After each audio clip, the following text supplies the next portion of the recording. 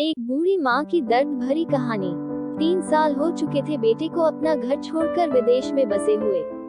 इन 3 सालों में बूढ़ी माँ और ज्यादा बूढ़ी हो गई थी। 75 वर्ष की उम्र में सुलोचना देवी की याददाश्त काफी कमजोर होती जा रही थी।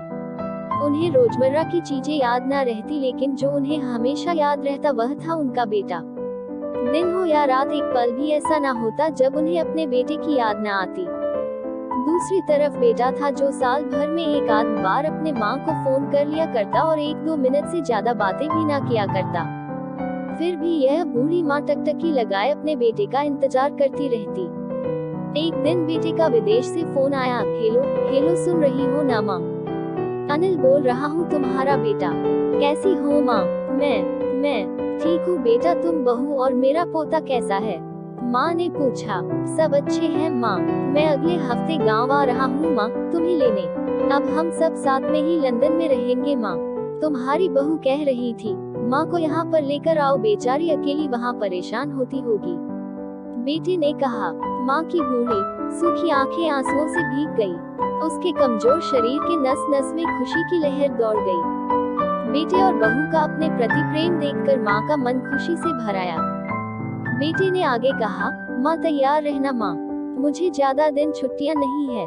जिस से जितने पैसे लेने हैं लेकर रखना, तब तक मैं प्रॉपर्टी डीलर से बात कर लेता हूँ। घर के लिए? घर के लिए? माँ ने पूछा। हाँ माँ, गांव का घर हमें बेच देना पड़ेगा। अब हम साथ में ही रहने वाले हैं तो वहाँ पर घर रखने का कोई मतलब नहीं है माँ, बेटे ने कहा। बुढ़ापे की वजह से ठीक से चलने में असक्षम माँ ने पूरे मोहल्ले में घूम घूम कर अपनी इस खुशखबरी को सबको सुनाया। सभी को खुशी हुई, सबको लगा माँ जी के आखिरी दिन अपने परिवार के साथ खुशी से बीत जाएंगे। घर वापस आकर माँ ने अपने घर के कोने कोने को ऐसे देखा जैसे वह अपने दूसरे बेटे को देख रही हो। देखे भी क्यों ना, उस घर को अपने बेटे से कम थोड़ी समझा था। अपने पति के साथ 40 साल यही तो बिताए थे, लेकिन अब मजबूर थी बुढ़ापे के आखिरी साल बेटे और बहू के साथ बिताना चाहती थी।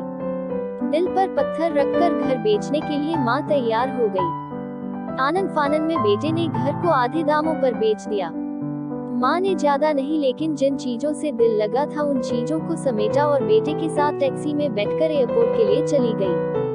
एयरपोर्ट पर आकर बेटे ने माँ से कहा, माँ तुम यहाँ बेंच पर बैठो, मैं सामान और बोर्डिंग पास की जांच करा आता हूँ। वहाँ वक्त लगता है और खड़ा रहना पड़ता है, तुम्हें तकलीफ होगी, तुम यही आराम करो। मैं यूँ गया और यूँ आया। माँ बेंच पर बैठ गई और बेटा अंदर चला गया। काफी समय हो गया बेटा वापस नहीं लौटा।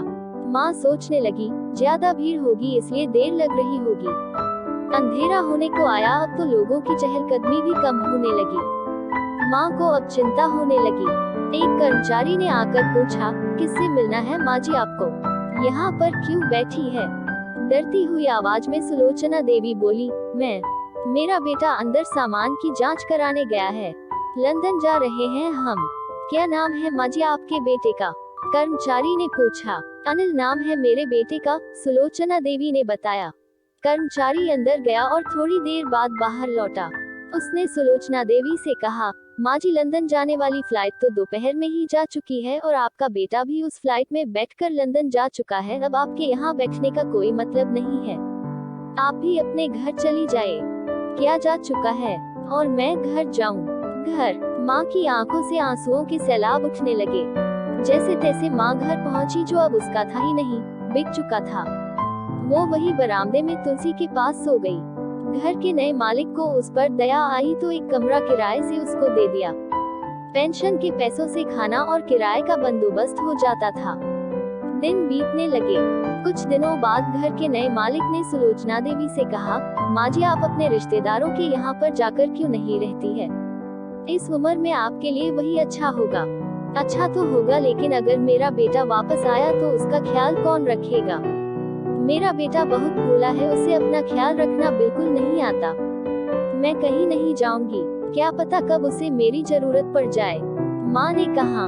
दोस्तों, सच बता रहा हूँ, माँ की ऐसी बातें सुनकर मेरी आंखों में आंसू आ गए। किसी ने सच ही कहा है, पूत कपूत हो सकता है लेकिन माता कभी कुमाता नहीं होती।